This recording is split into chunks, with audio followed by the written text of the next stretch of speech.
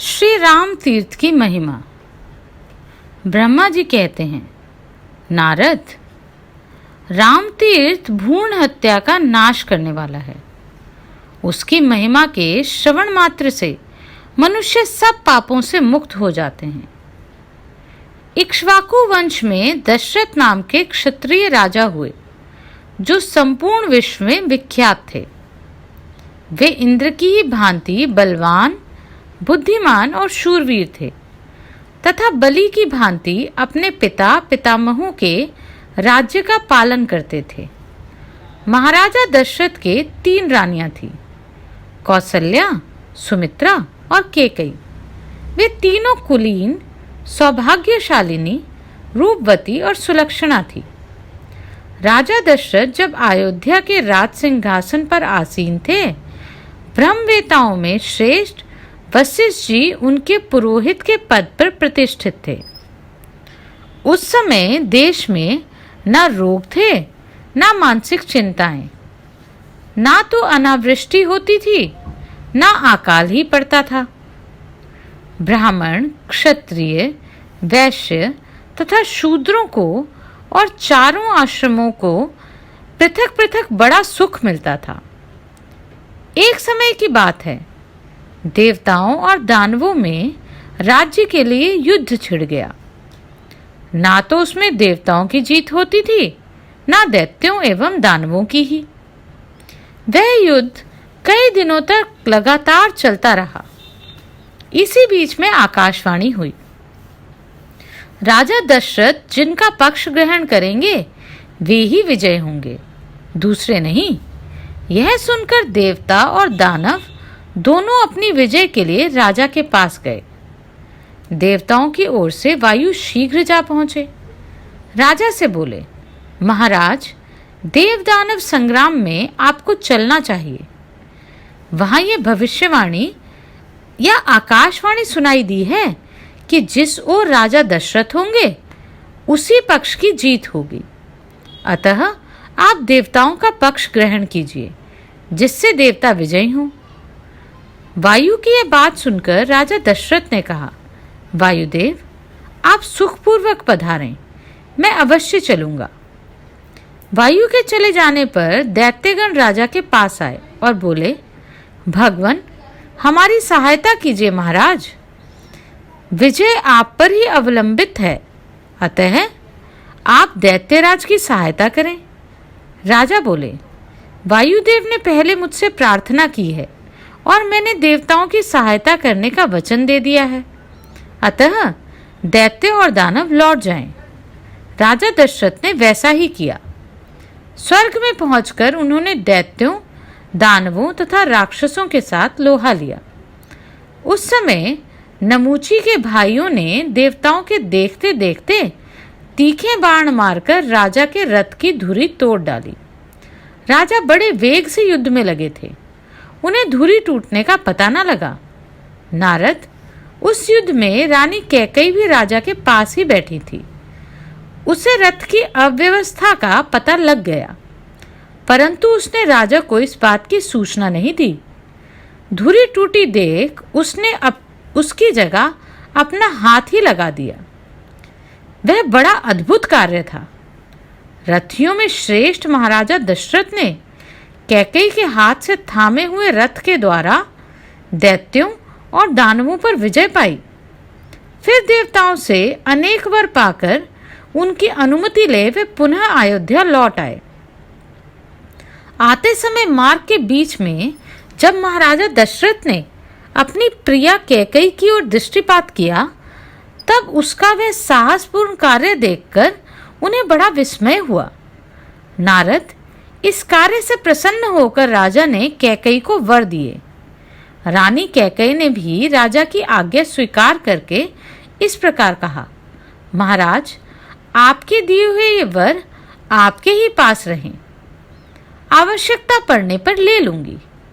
राजा दशरथ पुरस्कार में अनेक आभूषण देकर अपनी प्रिया कैकेयी के साथ अपने नगर को गए।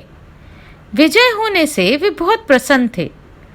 तदनंतर बहुत समय के बाद मुनीश्वर ऋषि श्रृंग की कृपा से देवताओं की कार्य सिद्धि के लिए राजा दशरथ के 4 देवोपम पुत्र हुए। कौशल्या से राम, कैकेयी से बुद्धिमानों में श्रेष्ठ भरत तथा सुमित्रा से लक्ष्मण और शत्रुघ्न। वे सभी पुत्र बुद्धिमान, प्रिय तथा राजा के आज्ञाकारी थे। एक बार महर्षि विश्वामित्र आए और उन्होंने यज्ञ की रक्षा के लिए राजा से राम और लक्ष्मण को मांगा। विश्वामित्र उनके महत्व को जानते थे। राजा दशरथ बोले, मुने, इस बुढ़ापे में किसी और देवयोग से मेरे ये बालक उत्पन्न हुए हैं जो मेरे मन को आनंद देने वाले हैं। मैं अपना शरीर और ये राज्य दे दूंगा, किंतु इन पुत्रों को ना दे सकूंगा। उस समय वशिष्ठ ने राजा दशरथ से कहा, राजन, रघुवंशियों ने किसी की प्रार्थना को ठुकराना नहीं सीखा। उनके यूं कहने पर राजा ने किसी तरह श्री राम और लक्ष्मण से कहा, पुत्रों, तुम ब्रह्मऋषि विश्वामित्र के यज्ञ की रक्षा करो। यूं कहकर उन्होंने अपने दोनों पुत्र विश्वामित्र जी को सौंप दिए। राम और लक्ष्मण ने बहुत अच्छा कहकर राजा दशरथ को नमस्कार किया और यज्ञ की रक्षा के लिए विश्वामित्र जी के साथ प्रसन्नतापूर्वक चल दिए। तब महर्षि विश्वामित्र ने उन दोनों भाइयों को माहेश्वरी महाविद्या, धनुर्वेद शस्त्र विद्या, अस्त्र विद्या, लोक विद्या, रथ विद्या, गज विद्या, अश्व विद्या, गदा विद्या तथा मंत्र द्वारा अस्त्रों के आवाहन और विसर्जन की शिक्षा दी। इस प्रकार संपूर्ण विद्याएं प्राप्त कर श्री राम और लक्ष्मण ने वनवासियों का हित करने के लिए वन में ताड़का को मार डाला और हाथ में धनुष लेकर यज्ञ की रक्षा करने लगे। तत्पश्चात महायज्ञ पूर्ण होने पर मुनिवर विश्वामित्र दोनों राजकुमारों के साथ राजा जनक से मिलने गए। वहां लक्ष्मण सहित श्री राम ने राजाओं की मंडली में अपने गुरु से सीखी हुई अद्भुत धनुर्विद्या का परिचय दिया। इससे प्रसन्न होकर राजा जनक ने अपनी आयोनिजा कन्या लक्ष्मी स्वरूपा सीता का श्री राम के साथ विवाह कर दिया। इसी प्रकार लक्ष्मण, भरत और शत्रुघ्न का विवाह भी राजा जनक के ही घर हुआ। तदनंतर दीर्घकाल व्यतीत होने पर राजा दशरथ समस्त प्रजा और गुरु की अनुमति से श्री राम को राज्य देने लगे। उस समय मंथरा रूपी दुर्दैव से प्रेरित होकर रानी कैकेयी ईर्ष्या से व्याकुल हो उठी। उसने श्री राम के राज्याभिषेक में विघ्न डाला और उन्हें वनवास भेजने के लिए कहा। साथ ही उसने वही राज्य भरत के लिए मांगा, परंतु राजा ने स्वीकार नहीं किया। पिता के सत्य की रक्षा के लिए श्री राम स्वयं ही घोर जंगल में चले गए। सीता और लक्ष्मण ने भी उन्हीं का साथ दिया। श्री राम ने अपने सद्गुणों के कारण सत्पुरुषों के शुद्ध हृदय में घर बना लिया। जब श्री राम राज्य की तृष्णा से रहित और वनवास के लिए दीक्षित हो लक्ष्मण और सीता के साथ चले गए, तब राम, लक्ष्मण और गुणशालिनी सीता का स्मरण करके महाराज को बड़ा दुख हुआ और उन्होंने अपने प्राण त्याग दिए। इधर श्री राम जी चलते चलते चित्रकूट में आए। वहीं उन्होंने 3 वर्ष निवास किया। फिर वहां से दक्षिण दिशा की ओर चलकर वे क्रमशः दंडकारण्य में पहुंचे, जो समस्त देशों में पवित्र और तीनों लोकों में विख्यात है। वह वन दैत्यों से सेवित होने के कारण बड़ा भयंकर था। ऋषियों ने भयभीत होकर उसे छोड़ दिया था। श्री राम ने वहां दैत्यों और राक्षसों को मारकर दंडक वन को ऋषियों मुनियों के रहने योग्य बना दिया। फिर 5 योजन आगे जाकर वे धीरे धीरे गौतमी के तट पर पहुंचे। भगवान शिव की जो पुंजीभूत एवं अनिर्वचनीय पराशक्ति है, वही जल स्वरूप में प्रकट हुई गौतमी नदी है, ऐसा संत महात्मनों का फिर 5 योजन आगे जाकर वे धीरे धीरे गौतमी के तट पर पहुंचे। भगवान शिव की जो पूंजीभूत एवं अनिर्वचनीय पराशक्ति है, वही जल स्वरूप में प्रकट हुई गौतमी नदी है, ऐसा संत महात्मनों का कहना है। गौतमी गंगा ब्रह्मा, विष्णु और शिव के लिए भी माननीय और वंदनीय है। श्री राम बोले, अहो, गंगा का कैसा अद्भुत प्रभाव है। तीनों लोकों में इनकी कहीं उपमा नहीं है। हम धन्य हैं कि इन त्रिभुवन पावनी गंगा का दर्शन पा सके। यूं कहकर श्री राम ने बड़े हर्ष के साथ महादेव जी की स्थापना की और यत्नपूर्वक षोडशोपचार से 36 कलाओं वाले महादेव जी की आवरण सहित पूजा करके हाथ जोड़े। उनकी स्तुति करने पर श्री राम बोले, मैं पुराण पुरुष शंभु को नमस्कार करता हूँ, जिनकी असीम सत्ता का कहीं पार ना अंत है। उन सर्वज्ञ शिव को मैं प्रणाम करता हूँ। अविनाशी प्रभु रुद्र को नमस्कार करता हूँ। सबका संहार करने वाले शर्व को मस्तक झुकाकर प्रणाम करता हूँ। अविनाशी परम देव को नमस्कार करता हूँ। लोक गुरु उमापति को प्रणाम करता हूँ। दरिद्रता का विनाश करने वाले शिव को नमस्कार करता हूँ। रोगों का अपहरण करने वाले महेश्वर को प्रणाम करता हूँ। जिनका रूप चिंतन का विषय नहीं है, उन कल्याणमय शिव को नमस्कार करता हूँ। विश्व की उत्पत्ति के बीजभूत भगवान भव को प्रणाम करता हूँ। जगत का पालन करने वाले परमात्मा को प्रणाम करता हूँ। संहारकारी रुद्र को बारंबार प्रणाम करता हूँ।